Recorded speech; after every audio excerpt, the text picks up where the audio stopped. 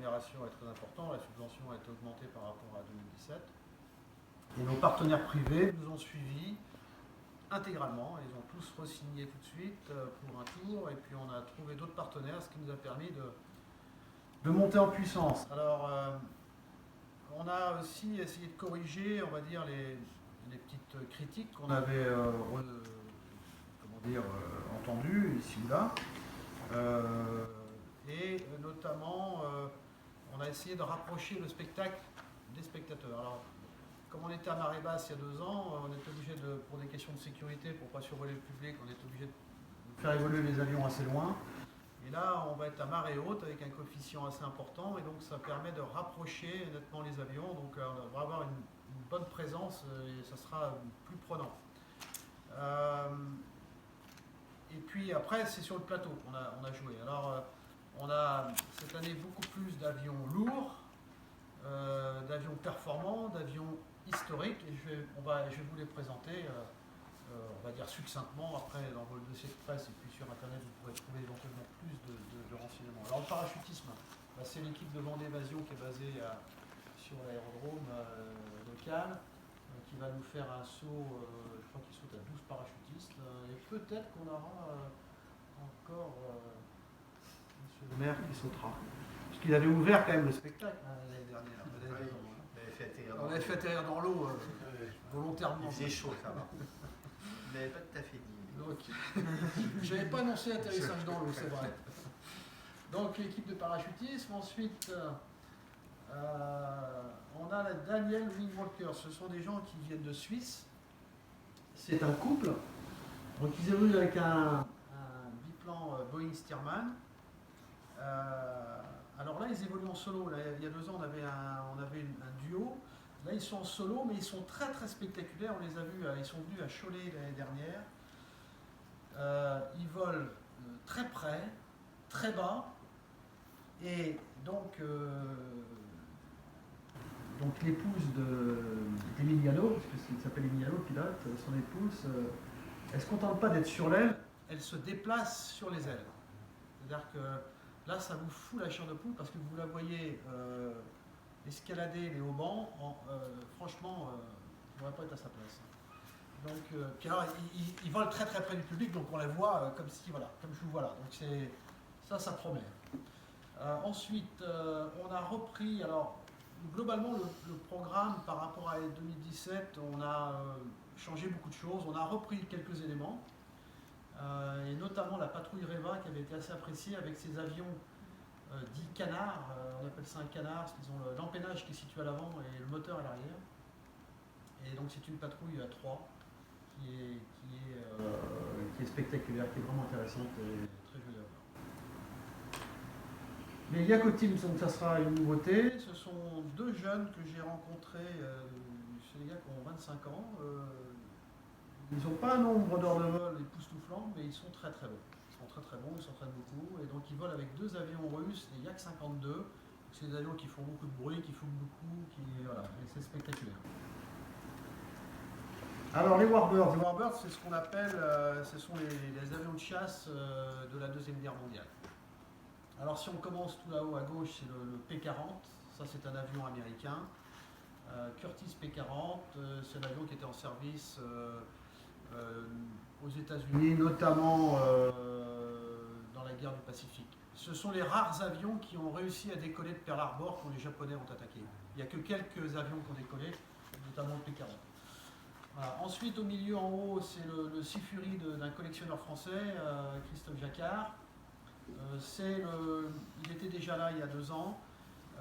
C'est le développement ultime de l'avion de chasse à piston, avant de passer au jet. Donc ça, c'est sorti en 1945. Ça n'a même pas eu le temps de faire la Deuxième Guerre mondiale.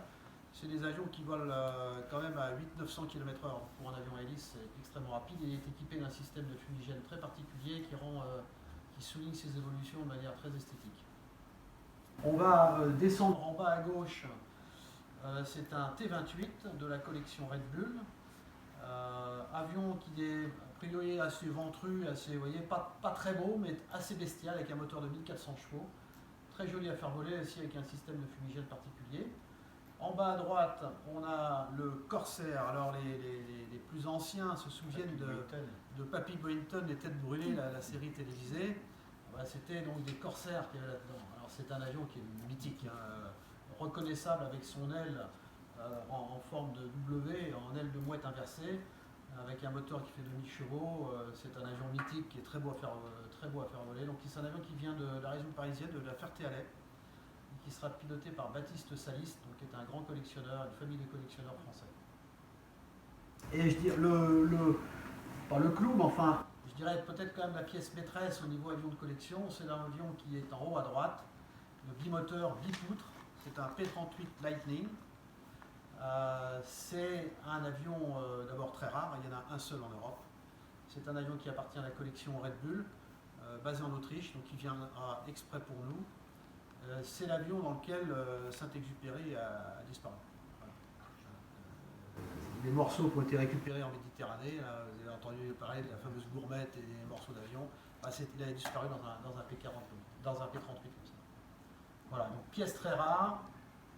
On croise les doigts, parce que ce sont des monstres à faire voler, des horloges, donc il faut que... Voilà.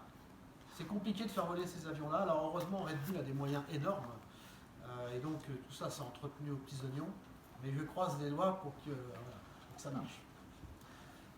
Ensuite, on va aussi avoir la chance de voir évoluer des parapentistes. Ce sont donc deux parapentistes qui vont sauter d'un hélicoptère, puisqu'avec un parapente on ne peut pas sauter d'un avion parce que la vitesse de l'avion ferait que le parapente se détruirait. C'est pas du tout fait pour sauter un parapente, ça décolle d'une montagne. Voilà. Donc on est obligé de décoller, on est obligé de les faire partir d'un hélicoptère avec la voile qui est déjà dépliée dans l'hélicoptère, donc c'est un peu technique. Et après, avec un fumigène, ils arrivent à faire des loopings de manière synchronisée, c'est très chouette. On le voit très peu parce que il faut pouvoir être au-dessus de l'eau. Et donc ils ont des parachutes de secours, ils ont deux secours, mais enfin ça peut tomber un peu vite, donc il vaut mieux quelque chose d'un peu mou dessous. Donc on voit ça dans d'autres meetings. Moi j'ai vu ça à Dubaï quand on avait fait une compétition de voltige et c'est très très chouette à voir. Donc voilà, ça c'est une, on va dire c'est une première. On aura la voltige en planeur, donc là c'est mon frère qui va s'y coller encore, donc avec son planeur à réaction. Donc là aussi c'est un truc, c'est le seul à faire ça.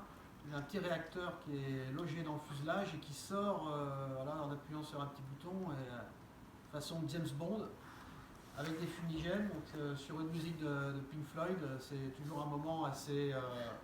ça change de la furie des moteurs, des gros moteurs et tout ça. Donc voilà, on vous proposera ça. On aura donc les meilleurs voltigeurs français. On aura moins de voltige qu'il y a 2 ans, c'est un petit peu un reproche qu'on avait eu.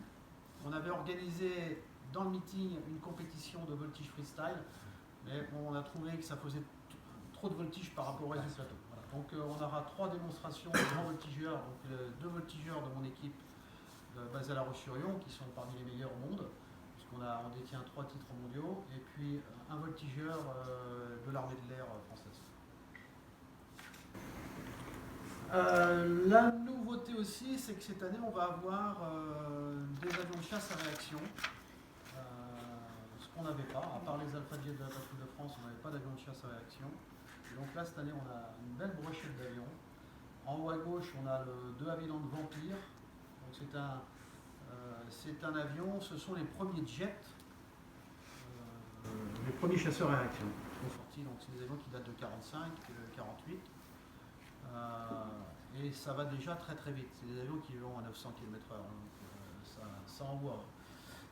Dessous, ça c'est un petit peu ma surprise. C'est un T-33 que je remets en état de vol avec une équipe de passionnés à La Roche. Donc c'est un avion qui date de 54. On l'a remis aux couleurs de Tanguy la Verdure. Vous vous souvenez de cette série là, l'école des ailes, quand ils étaient à l'école de chasse à Meknès au Maroc. On a repris la décoration. L'avion ne vole pas encore. Il a eu son inspection technique la semaine dernière avec les félicitations des inspecteurs. Donc le timing est très serré, mais j'ai très envie de vous le présenter en avant-première. C'est un exemplaire unique en Europe. Bon, c'est un avion moi, je suis amoureux de cet avion, il est splendide. En plus, dans sa livrée aluminium poli. avec un énorme moteur Rolls-Royce. Là aussi, ça a des performances qui sont assez époustouflantes pour l'époque. Hein. Ça vole à combien? Ça va de vitesse maxi 910 km/h. Donc je peux vous dire que quand vous arrivez là, de Tanchette à 900 à l'heure dans la baie, la baie elle passe très très vite. Donc la baie est super chouette à voler, mais technique, hein, vraiment technique, parce que ça paraît très grand et puis quand on est à 900 à l'heure, le règle de sécurité il arrive vite. Donc il faut. C'est vous qui avez piloté là. Ouais, c'est moi qui Une le fais. première là. Voilà. Donc j'ai très envie de le faire. Voilà. Mais bon, maintenant, on ne va pas se mettre une pression. Voilà. Il faut que ça se fasse en sécurité. Si je ne le sens pas, si je suis pas. Voilà. Je ne vais pas faire le premier vol le samedi pour venir faire une démonstration le dimanche. Hein. Il me faudra une petite semaine d'adaptation. Donc pour l'instant, on croise les doigts. Ensuite, c'est un avion aussi en haut à droite qui vient de ma collection personnelle. C'est un avion avec lequel je propose à La Roche-sur-Yon des vols à sensation, des vols en avion de chasse au grand public. Une activité que j'ai démarrée il y a 1 an et demi qui marche maintenant pas mal du tout. Donc c'est un avion tchèque, un L-39. C'est l'équivalent de l'Alpha Jet pour la France. C'est l'avion d'entraînement militaire utilisé par tous les anciens pays de l'Union soviétique. Il a une gueule terrible, il a une peinture d'enfer. Voilà, donc voilà. C'est toi qui pilotes? Non, je vais déléguer là. Et puis en bas à droite, ça sera aussi une première en Europe. C'est le seul exemplaire en Europe. C'est un Sabre F-86. Donc c'est un avion qui a fait notamment la guerre de Corée. Avion mythique pour tout pilote. Le Sabre, c'est quand même la bête. C'est un avion qui est supersonique en descente.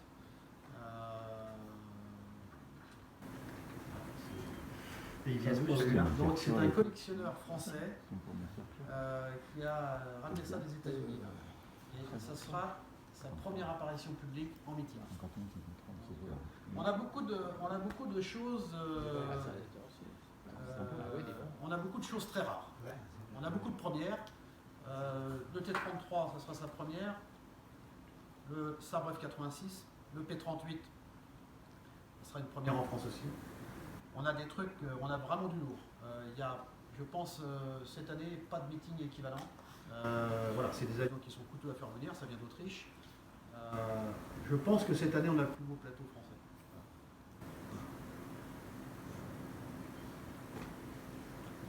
On va dire plus.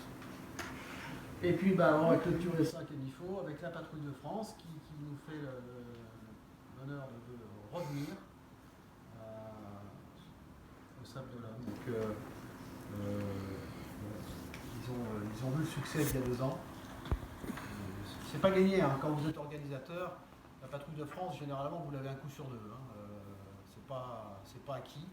Quand vous allez sur un meeting aérien qui est sur un aérodrome, vous avez 20-25 000 spectateurs, souvent des gens qui sont déjà acquis à la cause, ils viennent en connaissance de cause.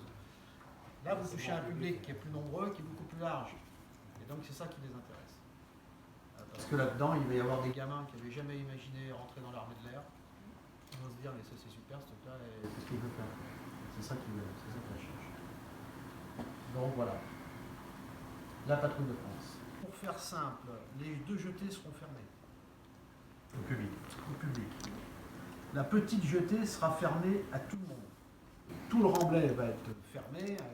Maintenant, on a la chance, puisque l'agglomération a investi dans des plots automatiques, on n'a plus besoin de mettre des plots en béton pour barrer l'accès pour des questions d'attentats, choses comme ça.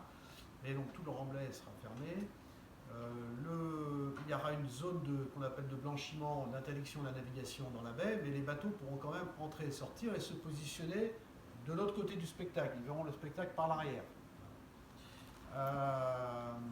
Il y aura simplement une fermeture du chenal au moment final de la patrouille de France, puisque pour des questions de largeur d'évolution, on est obligé de fermer, mais pendant juste une demi-heure. Voilà en gros dans les grandes lignes le dispositif de sécurité. Ensuite, la question que vous posez, c'est sur la périodicité de la manifestation. Je vous dis tout de suite, je ferai pas ça tous les ans. C'est un truc de malade. C'est un boulot de dingue. C'est du bénévolat à 200%. Ça veut dire que on fait ça sur notre temps libre, sur notre temps de travail aussi, parce que le travail il en pâtit un peu, hélas, et il n'y a pas un centime de note de frais qui est versé à qui que ce soit. Quelqu'un qui vient au Sable d'Olonne pour coller des affiches, il est même pas, ces kilomètres ne sont même pas remboursés. C'est un investissement énorme, c'est du stress, voilà, donc il est hors de question qu'on fasse ça tous les ans. En plus, je pense que ça serait difficile de renouveler. Voilà, il y aurait un phénomène de lassitude, donc 2 ans, ça paraît bien. On va déjà faire celui-là, puis on en reparlera. Parce que c'est chaud. Et là, la dernière question, c'était sur les budgets. Le budget global, il est de l'ordre de 250 000 euros. Voilà. Donc, 100 000 euros par l'agglomération, plus des moyens techniques. Et 150 000 euros, alors là-dedans, il y a un peu de subvention du département et de la région, à hauteur de, on va dire, 15 000 globalement. Et tout le reste, donc 135 000, ce sont des partenaires privés. Donc c'est déjà pas rien. Il faut les trouver. Il y a plus d'argent privé que d'argent public. Ça se trouve pas sous le sabot d'un cheval. Et donc, voilà, il faut faire un peu tout dans ce truc-là. On prend un peu notre casquette de VRP, de machin, d'ingénieur, de pilote, de tout ce qu'on veut. Les tâches sont extrêmement variées. On a réussi à boucler le budget, c'était pas simple, parce que, si vous voulez, je ne voulais pas faire la même chose. Donc, la variable d'ajustement, c'est le plateau aérien. Tout le reste, vous ne pouvez pas y couper. Vous n'allez pas mettre moitié moins de services de sécurité. Ça, c'est quelque chose de fixe. Ça bouge pas. Après, la marge, les sponsors que vous arrivez à trouver, les mécènes, c'est ce qui vous permet de faire un plateau qui est plus joufflu. En gros, si vous voulez, en valeur, le plateau en valeur a augmenté de 70%. Pour doubler, mais pas loin. Ce sont des entreprises vendéennes ou... Entreprises vendéennes, on peut les citer. On a 3 partenaires principaux qui mettent 30 000 euros chacun. Crédit Mutuel Océan, PRB et Lubexel. Ensuite, on a des partenaires un petit peu moins haut, mais c'est quand même le Leclerc Olonne, qui met 15 000 euros.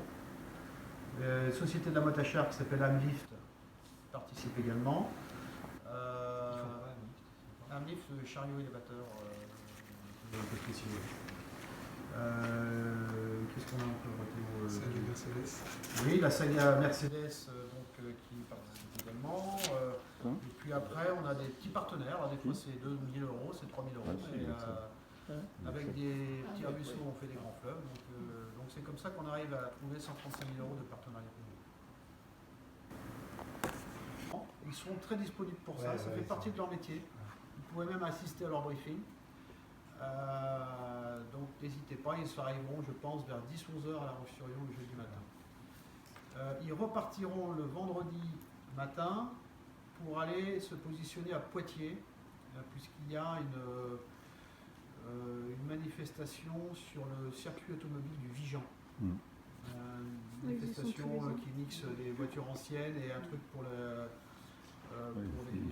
je crois que c'est des maladies, des trucs pour le cancer, comme ça. Et donc ils feront leur spectacle là-bas, l'entraînement vendredi, spectacle le samedi, et ils reviendront le dimanche matin à La Roche-sur-Yon pour se produire le dimanche en fin d'après-midi. Savoir qu'on aura par exemple, à titre d'exemple, au niveau sécurité civile, donc vous savez, ces gens qui sont là pour en cas de malaise, on a, je crois, 90 personnes de la sécurité civile. Police, les pompiers, donc un dispositif terrestre, un dispositif maritime. Il faut baliser les axes de présentation, il faut des bateaux de secours, un bateau de grue pour pouvoir éventuellement sortir avec de l'eau. Enfin, c'était une grosse logistique. Une grosse armada. Beaucoup de choses qui se... Vous aimez les emmerdes. Ah ouais, et puis alors, ça, j'ai une capacité, vous voyez, sans arrêt trouver le niveau optimum d'emmerde. Je situe de plus en plus haut. À fond. Ça fait partie de l'adrénaline, ça, non? De votre adrénaline. Ouais. Et alors, quand on est dedans, on se dit, mais pourquoi j'ai été encore Si j'avais su, je ne serais pas venu, c'est ça. Voilà. Et puis voilà. Et puis 2 ans après, On se rappelle que des bons ça laisse souvenirs. des traces. Vous avez à La Roche un club de voltige. Où est-ce qu'on en est sur le plan aéronautique français, hors voltige? Est-ce qu'il y a de plus en plus de jeunes pilotes, beaucoup plus d'associations, de pratiquants? Alors, la France est quand même à une situation très particulière. C'est le plus gros réservoir de pilotes d'aéroclubs européens. L'aviation légère est extrêmement développée. Présent, il y a un nombre d'aéroclubs incroyable, d'aérodromes, tout ça. Donc on fait un peu figure d'exception par rapport aux autres pays européens. Donc c'est pour ça que par exemple on est très fort en voltige aérienne, parce qu'on a un réservoir de jeunes pilotes. Si vous voulez, chez nous, les jeunes peuvent accéder à l'aviation légère, c'est pas très cher, vous pouvez commencer par le planeur, faire de l'avion ensuite, tout ça, et ça reste abordable. Vous allez en Allemagne, vous allez dans une école de pilotage, vous signez un chèque et puis vous volez, mais ça coûte très cher, donc les jeunes n'ont pas accès à ça. Voilà, au niveau aviation légère, on est très en avance, je pense que c'est un atout par rapport aux autres. Il y a toujours les bourses aéronautiques pour passer ses diplômes ouais. et tout. Ouais. Moi, c'est vrai que souvent, quand je vois des jeunes qui sont intéressés par ça, je les incite à commencer par le planeur. C'est la meilleure école pour quelqu'un qui se destine à une carrière de pilote de chasse ou de pilote de ligne. C'est une excellente école et c'est très peu cher. Il y a des aides pour les moins de 25 ans. Un jeune peut se faire une première saison de planeur. Au bout d'un mois, il vole tout seul dans un monoplace. C'est déjà chouette quand on a 15 ans. 14-15 ans, on peut voler tout seul en planeur. C'est une sacrée responsabilité. Hein.